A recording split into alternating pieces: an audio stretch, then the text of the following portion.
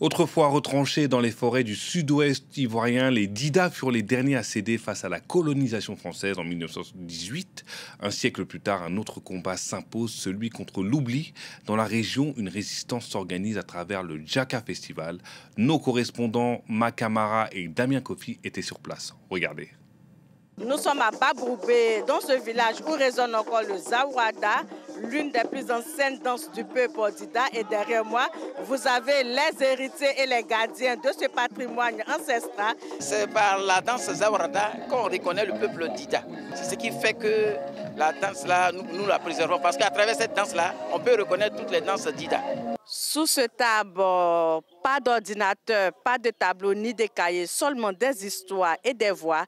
Ici, adultes et enfants suivent les cours de l'Académie Agbana, une école de campagne, pas comme les autres. On y apprend ce que l'école publique a oublié, la langue Dida. Nos différentes langues sont en train de disparaître. Il est bon de procéder à travers un enseignement à la transmission de la langue dans son originalité, à l'effet de permettre l'existence du peuple.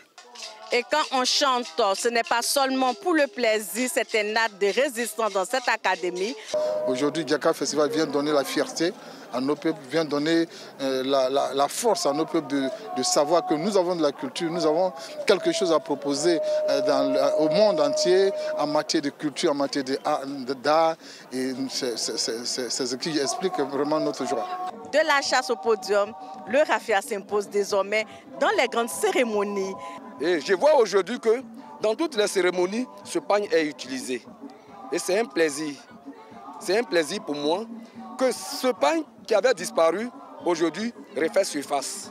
En Côte d'Ivoire, plus de 60 langues sont parlées, mais chaque année, plusieurs disparaissent. Ici, dans le sud, le Dida tente de survivre en racontant, chantant et dansant un combat porté à la fois par des anciens et par une nouvelle génération pour que la langue ne soit pas seulement un souvenir.